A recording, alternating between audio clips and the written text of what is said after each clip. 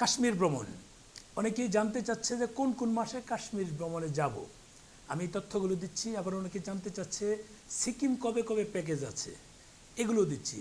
এখন অনেকে বলছিল যে ভাই জুলাই মাসের লাস্টে বলেছিলেন যে সিকিম যাবেন, সেটা কি আছে কি না। এটা প্রথমেই বলিনি, সেটা নাই। কারণ হচ্ছে আমাদের যাদের আবেদন করেছি অনেকেরই এখন স্লটই পাইনি, তাহলে কি করে সেটা মানে কমপ্লিট করব।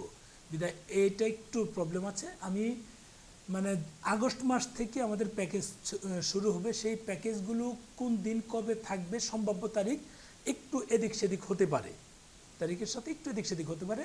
সেই সমস্ত বিষয়গুলো আপনাদের সাথে শেয়ার করব। আমরা আগস্ট মাসের 6 তারিখে একটা প্যাকেজ দিতে চাচ্ছি, সেটা হচ্ছে সিকিম দার্জিলিং কলকাতা। সিকিম 2 রাত, দার্জিলিং 1 রাত, কলকাতা 1 রাত। আর এই শিলিগুড়ি থেকে কলকাতা যাইতে 1 রাত, আর ঢাকা থেকে কলকাতা যাইতে 1 রাত। এই মোট 6 রাত আমরা প্যাকেজ সাজিয়েছি। এটার জন্য 16,900 টাকার প্যাকেজ। এরপর 23 তারিখ সিকিম থাকবে। 23 তারিখ সিকিম থাকবে। ওইরকম 6 রাত 5 দিনের যে প্যাকেজটা থাকে, আমরা ঢাকা থেকে যাব, সেখানে এই গ্যাংটক গিয়ে উঠবো। গ্যাংটক 1 রাত থেকে আমরা নর্থ সিকিম চলে যাব। নর্থ সিকিম ওখানে 2 রাত থাকতে হবে, থেকে আবার এসে আমরা গ্যাংটক 1 রাত থেকে আমরা চলে আসবো, এই কি বলে ঢাকা ব্যাক করব। যদি কেউ কলকাতা যেতে চান তাহলে শিলিগুড়ি থেকে আমাদের সাথে কলকাতায় যেতে পারেন। আমাদের ম্যাক্সিমাম লোকই কলকাতায় যায়, সেটা আগে জানিয়ে রাখতে হবে। আমাদের এটা যে প্যাকেজ দিয়েছিল 15,900 টাকা, সেই প্যাকেজটা আমরা অলরেডি দেওয়া আছে, আপনারা খেয়াল করে দেখুন দেওয়া আছে। সেটা আমরা এসি গাড়িতেই যাব, ফেরার সময় সেটা নন এসি থাকবে, যাওয়ার সময় এসিতে থাকবে। ওইভাবে আমরা প্যাকেজটা সাজিয়েছি। আপনারা আগ্রহী হলে যোগাযোগ করবেন। তারপরেরটা হচ্ছে কাশ্মীর। আগস্ট মাসের 27 তারিখ আমরা কাশ্মীর যাব। আগস্ট মাসের 27 তারিখে ইনশাল্লাহ, যদি আল্লাহ চায় সেটা করব। কারণ হচ্ছে ভিসার বিষয়ে অনেক কিছু মানে প্রবলেম হচ্ছে, যেহেতু এখনও অ্যাভেলেবেল ভিসা হয়নি। আমাদের স্লট নিয়েই ভিসা নিতে হচ্ছে, এবং স্লট অ্যাভেলেবেল হচ্ছে না। স্লটও কিন্তু যেমন গত সপ্তাহে 150 আবেদন করে 41টা পেয়েছি, এরকম তার আগের সপ্তাহ বেশি ছিল, তার আগের সপ্তাহ বেশি ছিল। এরকম হলে তো প্রবলেম। আমাদেরকে অনেকেই আবেদন করতে দিয়েছে, আবেদন করেছি, কিন্তু এই স্লটের কারণে আমাদের একটু প্রবলেম। স্লটটা যদি আরও বেশি ছাড়ে তাহলে আমাদের জন্য ভালো হয়। আরও বেশি ছাড়লে আমরা মানে যারা প্রত্যাশা করছিলাম যে টুরিস্ট স্পটগুলো ঘুরতে যাব, আমাদের জন্য সুবিধা হবে। কাশ্মীর যাব আগস্ট মাসের 27 তারিখ, সেটা 11 রাত 11 দিনের প্যাকেজ। একটা হচ্ছে 19,900 টাকার প্যাকেজ, সেটা নন এসি হবে। ঢাকা থেকে কলকাতা যাব, এই নন এসি ট্রেনে যাব বা বাসে, যেভাবে যে নন এসি দিয়ে গিয়ে কলকাতা 1 রাত থাকবো। ওখান থেকে পরের দিন নন এসি ট্রেনে করে আমরা জম্মু যাব। জম্মুতে গিয়ে আমরা আমাদের নিজস্ব গাড়ি দিয়ে এই পেহেলগাম 1 রাত থাকার প্ল্যান আছে। পেহেলগাম, পরে এই শ্রীনগর 4 রাত, এই মোট 5 রাত থেকে সোনমার্গ, গুলমার্গ, পেহেলগাম সাইট সিন, শিকারা যদি আপনারা ঘুরতে চান নিজের খরচে ঘুরবেন, সেগুলো শেষ করে আমি আবারও বলছি, আমরা কিন্তু নন এসির প্যাকেজটা হচ্ছে মানে স্লিপার, নন এসি স্লিপার শুয়ে যাবেন। নন এসির প্যাকেজটা হচ্ছে 19,900 টাকা, নট রুপি, দিস ইজ টাকা, বিডি টাকা যেটা আপনাদের। এটা আবার একই সময় আরেকটা প্যাকেজ থাকবে 29,900, যেটা এসিতে। ঢাকা থেকে কলকাতা আমরা ডাইরেক্ট গাড়িতে যাব। যদি ডাইরেক্ট গাড়ি না পাই, এসি গাড়িতে যাব, এই কাটা গাড়িতে যাব যদি অনেক যাত্রী হয়। যদি না পাই সেটা ডিফারেন্ট হিসাব। আমরা কলকাতায় যাব। কলকাতা থেকে পরের 1 রাত থেকে পরের দিন আমরা এই কাশ্মীরের উদ্দেশ্যে মানে জম্মুর উদ্দেশ্যে রওনা দেব। সেটা হচ্ছে এসি স্লিপার ট্রেনে করে, এসি স্লিপার, নন এসি না, 3 এসি স্লিপারে যাব। ওখান থেকে অ্যাজ ইউজুয়াল যেটা 5 রাত 6 দিনের প্যাকেজ, পেহেলগাম 1 রাত, 4 রাত শ্রীনগর, ওখান থেকে শ্রীনগর থেকে সোনমার্গ, গুলমার্গ ঘুরবো।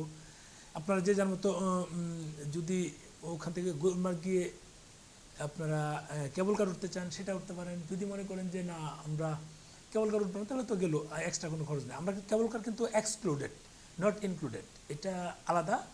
শিকারা রাইডস আলাদা, ট্রাভেল ট্যাক্স আলাদা, এটা কিন্তু সম্পূর্ণ আলাদা খরচ। আর একই সময় যদি কেউ প্রিমিয়াম সার্ভিস চার্জে ট্রাভেল ট্যাক্স, শিকারা রাইডস অথবা এই কেবল কার আমরা একবার রেডি করে দেবেন, সেটা হলে 36,000 টাকা, 35,900। শুরুতেই বলে রাখলাম, একই সার্ভিস, শুধু ওখানে এই জিনিসগুলো আমরা এক্সট্রা করে রাখবো। বন্দর চার্জ মাস যা আছে, ট্রাভেল ট্যাক্স যা আছে, সব সেটা থাকবে। এই হচ্ছে হিসাব আমাদের। আগস্ট মাসের 3টা প্যাকেজের হিসাব দিলাম। পরবর্তীতে যে প্যাকেজগুলো সেমভাবে, ধর সেপ্টেম্বরে প্যাকেজ থাকবে, সেপ্টেম্বরে কাশ্মীর এবং সিকিম 2টো প্যাকেজ থাকবে। আবার অক্টোবরে থাকবে। যদি সেপ্টেম্বরে কেউ যদি দার্জিলিং যেতে চান, সেটা দার্জিলিং কলকাতা মিলিয়ে করব। যদি কেউ বলে যে সিকিম দার্জিলিং কলকাতা মিলিয়ে করে সেটা করবো। সিকিম গেলে 2 রাত মানে সর্বোচ্চ সাঙ্গুলেক পর্যন্ত যাব, তারপর সিকিম ঘুরে দার্জিলিং 1 রাত থেকে 2 দিন 1 রাত থেকে কলকাতায় শেষ করবো, এরকমভাবে থাকবে। অক্টোবরে সেমভাবে হবে, নভেম্বরও সেমভাবে হবে, ডিসেম্বরও সেমভাবেই হবে। জানুয়ারিতে আমরা প্রিমিয়াম সার্ভিস দিব, সেটা ফ্যামিলি প্যাকেজ। যারা যেতে আগ্রহী, আমরা আগস্ট মাসের প্রথম বা দ্বিতীয় সপ্তাহ থেকে আমাদের ভিসার আবেদনগুলো শুরু করবে। যারা আগ্রহী দ্রুত যোগাযোগ করবেন, কারণ যদি এখন যোগাযোগ না করেন তাহলে কিন্তু আপনাদের ভিসাগুলি লেট হয়ে যাবে। লেট হয়ে গেলে আমরা প্রিমিয়াম সার্ভিস যেহেতু দিব, আমাদের 35,000 টাকার সার্ভিস থাকবে।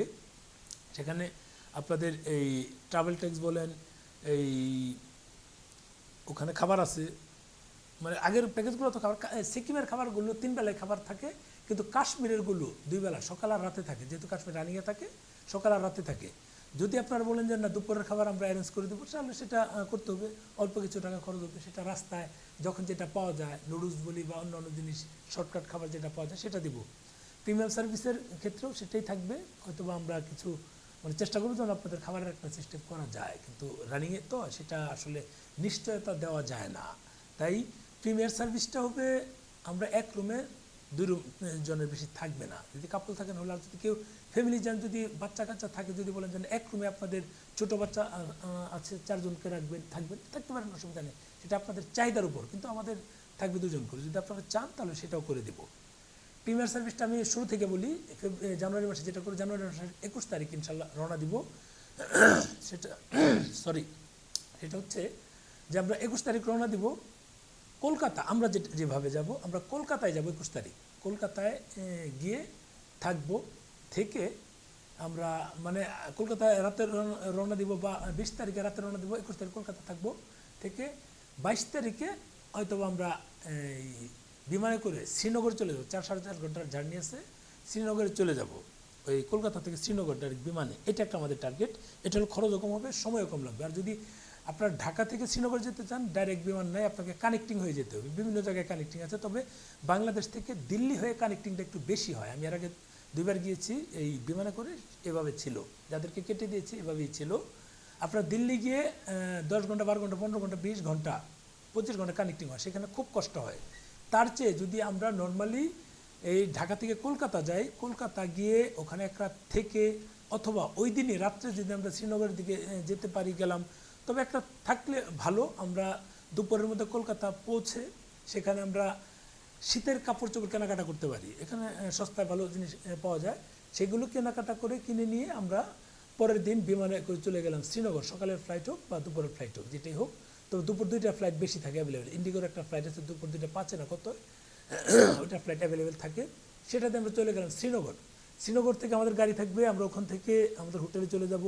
হোটেলে ওখানে আমাদের প্রিমিয়াম সার্ভিসটা কিন্তু আমি আবারও বলছি, সেটা কিন্তু 2 রাত অন্তত বেশি হবে, 5 রাতের জায়গায় 7 রাত হবে অন্তত প্রিমিয়াম সার্ভিসটা। কেন বেশি টাকা নিচ্ছে? অনেক কারণ আছে। আমরা পেহেলগাম থাকবো, গুলমার্গে থাকবো, ওই শীতের যে স্নোফলের সিজন, আমার যে কয়েকটা ছবি দেখবেন একটা হোটেলের সামনে, মনে হয় যে সুইজারল্যান্ড স্টাইল সেরকম। ওদের এখানে যদিও যেখানে বরফ হয় সেখানে বাড়িঘরগুলো এইভাবেই থাকে যেন বরফটা কেটে নিচে পড়তে পারে, ছাদ থাকে না, ছাদের মধ্যে আবার তারা সিস্টেম করে দেয় যেন ওগুলো নিচে পড়ে যায়। এগুলো কিন্তু যেসব জায়গায় বরফ জমে, স্নোফল হয়, ওখানে আমরা সোনমার্গ থাকবো না, সোনমার্গ ঘুরে আসবো। গুলমার্গ 1 রাত, সোনমার্গ পেহেলগাম 1 রাত, এমন হতে পারে।